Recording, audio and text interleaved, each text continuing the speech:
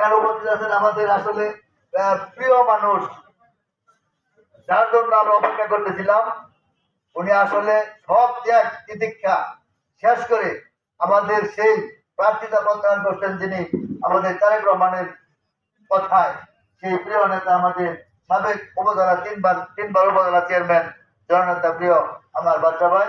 এখানে আমি যে জিনিসটা বলতে চাই, আমি ওনার আগে একটু কথা বলতেছি 2 মিনিট।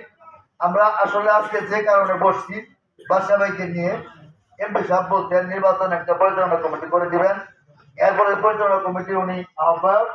আরেকটা যে জিনিস আমি বলতেছি, আগামী 4 তারিখ মানে কালকের দিন পরেই কিন্তু আমাদের এমপি সাহেব ঘোষণা করছেন ঝিনাইগাতি উপজেলার স্টেডিয়ামে একটা জনসভা করার জন্য। বিশাল বড় জনসভা। আমাদের এখানে 7টা ইউনিয়নের সভাপতি, সাধারণ সম্পাদক, ইউনিয়ন বিএনপির আছেন।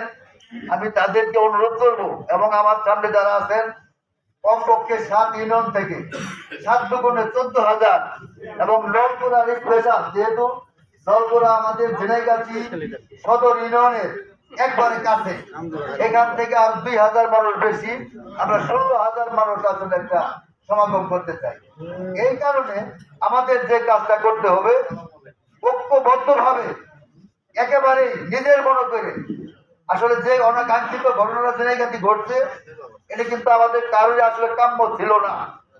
আমাদের বাদল সাহেব এক ঘেয়ে করে কিন্তু এই কাজটা আসলে করছে। ওইখানে আমি নিজেও উপস্থিত আছিলাম, এবং আমার যুগ্ম আহ্বায়কবৃন্দ এবং আহ্বায়ক সহ সবাই কিন্তু আসলে মোটামুটি ভাবে আঘাতপ্রাপ্ত হয়েছে, এবং 40 জন মানুষ হাসপাতালে ভর্তি আছে, এখন অনেকে আছে।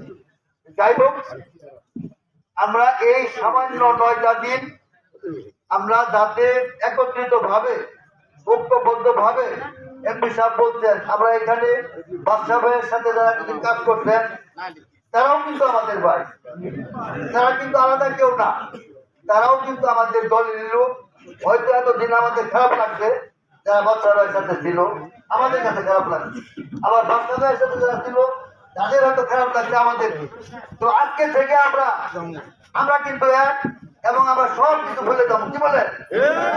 আমরা হাত তুলেন, আমরা একসাথে কাজ করবো, যদি বাঁচি একসাথে বাঁচবো।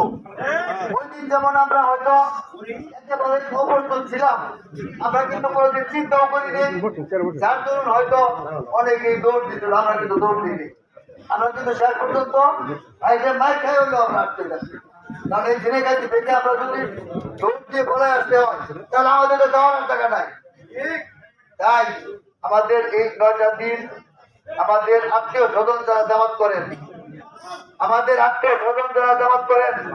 তাদেরকে সবাই অনুরোধ করবেন যাতে ফিরে আসে, আমরা যাতে একত্রিত হয়ে সামনে 12 তারিখে বিপুল ভোটে আমরা ধানের শীষের এমপি জনাব মাহমুদুর রহমান সাহেবকে আমরা বিজয়ী করতে পারি। এবং সেই সাথে আমাদের তারা সাহেব বলছেন একটা পতাকা আমরা অবশ্যই পাবো। সবাইকে ধন্যবাদ জানিয়ে আমার কথা শেষ করছি। সেই সাথে আমাদের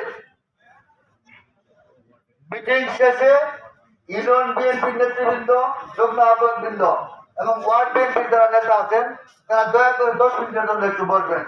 এখন কথা বলবেন আমাদের সাবেক উপজেলা চেয়ারম্যান, সাবেক জেলা বিএনপির যুগ্ম আহ্বায়ক, ঝিনাইগাতি উপজেলা বিএনপির সাবেক সাধারণ সম্পাদক, আমাদের প্রিয় নেতা, অত্যন্ত জনপ্রিয় মানুষ, আমার বড় ভাই, এবং উনি আমাকে আসলে মাঝিকান্দা ইউনিয়ন বিএনপির সভাপতির জন্য উনি অনেকবার চেষ্টা করছেন এবং এমপি সাহেবকে বলছিলেন। তাই আমি আমার ব্যক্তিগত পক্ষ থেকে ওনাকে ধন্যবাদ জানাই, এবং এই ঋণটা আসলে আমি কোনোদিন বলতে পারবো না। আমি আজ সত্য যেটা বলতে হয়, এরপর তাতে তো মিল হলো অন্য বিষয়।